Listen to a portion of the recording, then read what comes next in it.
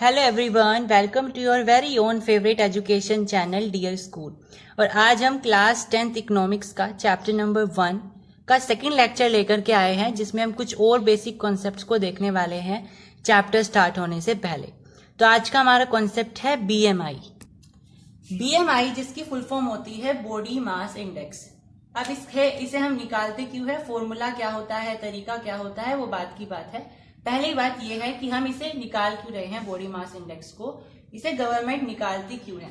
तो उसके कुछ रीजंस होते हैं। पहला उसका कारण होता है कि बॉडी मास इंडेक्स हमें यह बताता है कि कोई इंसान पोषित है, कुपोषित है या वो ओवरवेट है।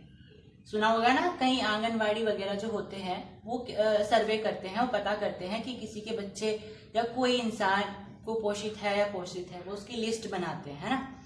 तो वो निकालते क्यों है, क्योंकि गवर्नमेंट को ये पता चल जाता है कि मेरे देश के अंदर में कितने लोग पोषित हैं, कितने कुपोषित हैं। और अगर जितने ज्यादा फिर कुपोषित होंगे, फिर वो उस इलाके में क्या करेंगे, कोटा वगैरह फिर वो पहुंचाएंगे, यानी कि फूड पहुंचाएंगे हेल्दी बच्चों के लिए या बड़ों के लिए, जैसे भी। समझ में आए? तो ये इसलिए निकाला जाता है ताकि कंट्री का वेलफेयर हो सके। तो अगर आपको ये क्वेश्चन आता है कि क्यों निकाला जाता है, तो आप ऐसे बता सकते हो। और निकाला कैसे जाता है, अब ये देख लेते हैं। इसे निकालने का तरीका होता है, हमने किसी भी इंसान का वेट लिया, यानी उसका वजन कितना है। जो हम वजन लेंगे वो किस में लेंगे, किलोग्राम में लेंगे, ये ध्यान रखना है। और उसका डिवाइड कर देंगे जो उसकी हाइट है मीटर में, उसके स्क्वायर से। मान लीजिए कोई इंसान है जिसका वजन कितना है, 25 किलोग्राम है, और उसकी हाइट कितनी है, 1 मीटर है। ठीक है, तो 1 मीटर का हम 1 के स्क्वायर से डिवाइड करेंगे, तो मेरे पास कितना बचेगा, 25 बीएमआई बचेगा। ओके, अगर हमारा बीएमआई 18 से कम होता है, लेस देन 18 होता है, तो इसका मतलब क्या है कि वो इंसान अंडर नॉलेज है, यानी कि वो कुपोषित है। समझ में आई? और अगर किसी इंसान का जो बीएमआई है वो 25 से ज्यादा है, इसका मतलब क्या है कि वो इंसान ओवरवेट है। और अगर किसी इंसान का बीएमआई 18 से 25 के बीच होता है, इसका मतलब है कि वो इंसान पोषित है, उसे हम बोलेंगे कि वो इंसान पोषित होता है। तो ये तरीका होता है पता करने का कि कोई इंसान पोषित है, कुपोषित है या वो ओवरवेट है। अब इसमें हम किन लोगों को इंक्लूड नहीं करते, ये क्वेश्चन एमसीक्यू में पूछा जा सकता है। तो ग्रोइंग चिल्ड्रन, यानी लगातार जिनकी उम्र बढ़ रही है और जिनका वजन, हाइट हर दिन बढ़ रहा है, तो उनके हिसाब से बढ़ रहा है, घट रहा है, उनके हिसाब से वो लोग बीएमआई की लिस्ट में इवैल्यूएट नहीं किए जाने चाहिए, क्योंकि उनका रोज जो हाइट में और वेट में जो है इंक्रीमेंट हो रहा है, इंक्रीमेंट ही होता है बेसिकली। तो ऐसे लोगों को, यानी जो ग्रोइंग स्टूडेंट्स होते हैं, टीन्स वगैरह होते हैं, उनको इंक्लूड नहीं किया जाता है। अब हमारे पास ये बीएमआई का कॉन्सेप्ट हो गया फिनिश। अब एचडीआर आता है। एचडीआर का मतलब होता है ह्यूमन डेवलपमेंट रिपोर्ट। ये रिपोर्ट निकाली जाती है ये पता करने के लिए कि किसी कंट्री के अंदर में ह्यूमन की डेवलपमेंट कैसे चल रही है। अब मैंने आपको फर्स्ट लेक्चर में बताया था ह्यूमन डेवलपमेंट क्या होती है, इकोनॉमिक डेवलपमेंट क्या होती है। तो ह्यूमन डेवलपमेंट की रिपोर्ट निकालती है एचडीआर की रिपोर्ट, और ये किसके द्वारा निकाली जाती है, यूएनडीपी के द्वारा निकाली जाती है। यूएनडीपी को हम नेक्स्ट स्लाइड में देखेंगे। और ये 1990s यानी 1990 के दशक से निकाली जा रही है लगातार। ठीक है, अब इसमें पता कैसे चलता है कि क्या है क्या नहीं है। ये एक लिस्ट निकालते हैं जिसमें सारे के सारे देश होते हैं, या जो भी देश इन्होंने यूएनडीपी ने रजिस्टर कराए हुए हैं वो देश होते हैं। अब इसमें उन देशों के सर्वे किया जाता है और पता किया जाता है कि उनमें ह्यूमन डेवलपमेंट कैसी चल रही है, और फिर उनको रैंक दी जाती है। पहले नंबर पर कौन सी कंट्री है जिसकी डेवलपमेंट हो रही है, दूसरे नंबर पर कौन है, इस तरीके से। Next topic is UNDP. UNDP की फुल फॉर्म होती है यूनाइटेड नेशन डेवलपमेंट प्रोग्राम। तो एक तरीके का ये प्रोग्राम होता है और वर्ल्ड वाइड होता है, यानी कि इंटरनेशनल लेवल पर होता है। और इसमें अलग अलग देश अपना रजिस्ट्रेशन करवाते हैं, इंडिया भी उनमें से एक देश है। और इंडिया की जो यहाँ पे रिप्रेजेंटेटिव है, परमानेंट रिप्रेजेंटेटिव है, उनका नाम है रुचिरा काम्बोज। और भारत की 131st पोजीशन है एचडीआई में।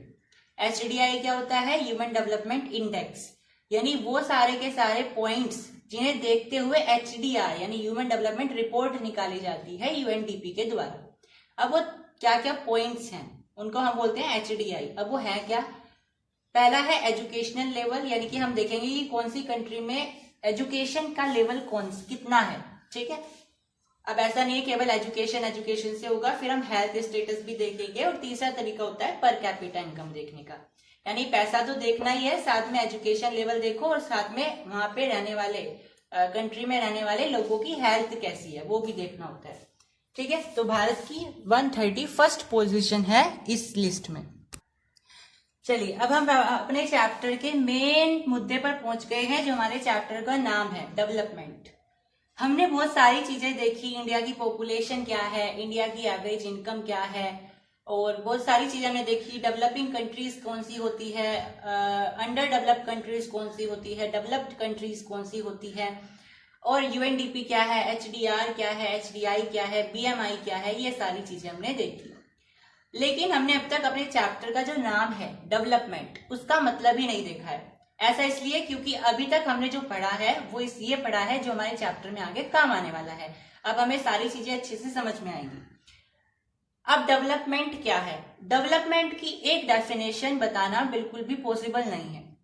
डेवलपमेंट क्या होता है किसी इंसान के लिए कि उसका अगर उसे घर बनवाने हैं तो गवर्नमेंट उसे फ्री में अगर घर बना के दे देगी तो उसका मतलब है कि उस इंसान के लिए वो डेवलपमेंट हो जाएगी।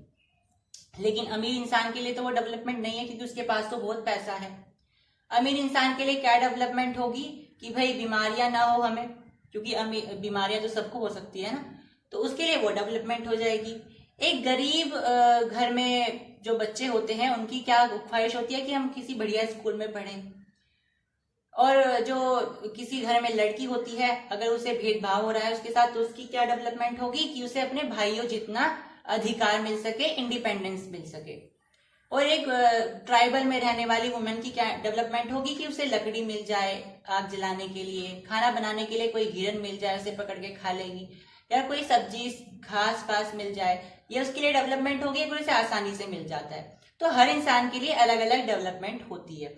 तो डेवलपमेंट बेसिकली एक एस्पिरेशन होता है जो कि इंसान को मोटिव करता है, यानी खुश करता है कि हाँ हमें ये चीज आसानी से मिल रही है, अवेलेबल है, तो हमारे लिए ये डेवलपमेंट है।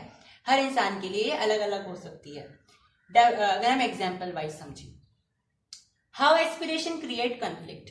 अब डेवलपमेंट क्या करती है, एस्पिरेशन को क्रिएट करती है। हम क्या समझते हैं कि अगर मैं चाहूं कि यहाँ पे ये चीज बन जाए, पुल बन जाए, और दूसरे लोग चाहते हैं कि यहाँ पे पुल ना बने, तो मेरे लिए तो वो डेवलपमेंट है। लेकिन जो दूसरे लोग हैं वो जो नहीं चाहते हैं कि यहाँ पे पुल बने, उनके लिए वो डेवलपमेंट नहीं है अगर बन रहा है पुल। तो दोनों की जो एस्पिरेशन है वो एक दूसरे के अपोजिट है, तो दोनों में क्या होगा, झगड़ा होगा, कॉन्फ्लिक्ट होगा। ऐसा ही यहाँ पे एक एग्जाम्पल है जो कि है नर्मदा रिवर के ऊपर। नर्मदा रिवर पर सरदार सरोवर डैम बनने वाला था गुजरात में। अब वहां पे जो आदि मानव लोग थे जो जंगलों में रहते थे, उनके जंगल काटने की बात हुई, तो जो लोकल पीपल थे उन्हें बड़ा दुख हुआ कि हमारा जो घर है, हमारा जो शेल्टर है वो इससे डिस्ट्रॉय हो जाएगा अगर यहाँ पे पुल बनाया गया तो। लेकिन जो अर्बन लोग थे वो बड़े खुश थे, उनके लिए इतनी डेवलपमेंट थी क्योंकि डैम बनने से उनके शहर में आसानी से पानी आ पाएगा, पानी की पूर्ति होगी, और जो पानी की कमी है उसको हम पूरा कर सकते हैं। उनके लिए तो ये डेवलपमेंट थी। सरकार के लिए भी यही डेवलपमेंट थी, क्योंकि ट्राइबल वालों को कौन पूछ रहा है। तो यहाँ पे जो एस्पिरेशंस है वो एक दूसरे के अपोजिट हैं। कोई चाहता है कि हमारे पास यहाँ पे डैम बने, और कोई चाहता है कि हमारे पास यहाँ डैम ना बने। तो दोनों की एस्पिरेशन एक दूसरे से अलग है, तो दोनों में क्या हुआ था, झगड़ा हुआ था। तो एस्पिरेशन कॉन्फ्लिक्ट भी क्रिएट कर सकती है, ये बात यहाँ से हमें प्रूफ हो गई। अब हमारे चैप्टर का नेक्स्ट पार्ट है एवरेज इनकम। मैंने आपको बताया था कि हम एचडीआई कैसे निकालते हैं। एचडीआई में एजुकेशन चाहिए होती है, एजुकेशन लेवल क्या है वो देखना पड़ता है, हेल्थ स्टेटस देखना पड़ता है, और पर कैपिटा इनकम देखना होता है। अब ये पर कैपिटा इनकम होता क्या है ना। पर कैपिटा इनकम बोल सकते हो या एवरेज इनकम भी बोल सकते हो, एक ही चीज होती है, ठीक है। अब पर कैपिटा इनकम निकालने का तरीका क्या होता है किसी भी कंट्री का, हमें उस कंट्री की टोटल पॉपुलेशन देखनी है और उसकी डिवाइड कर देनी है उस कंट्री की टोटल इनकम से, यानी total population divide by total income हमें क्या दे देगी, पर कैपिटा इनकम या एवरेज इनकम दे देगी। इस तरीके से हम क्या निकालते हैं, किसी कंट्री का पर कैपिटा इनकम या एवरेज इनकम निकालते हैं। तो ये भी एक तरीका होता है एचडीआई में किसी कंट्री को जज करने का, एचडीआर की रिपोर्ट में नंबर 1, नंबर 2, नंबर 3 जो भी पोजीशन देने का, ठीक है। कमेंट सेक्शन में बताएं कि इंडिया की क्या पोजीशन है एचडीआर में। और आज की इस वीडियो में इतना ही। मिलते हैं नेक्स्ट लेक्चर में। Till then subscribe the channel and wait for new videos.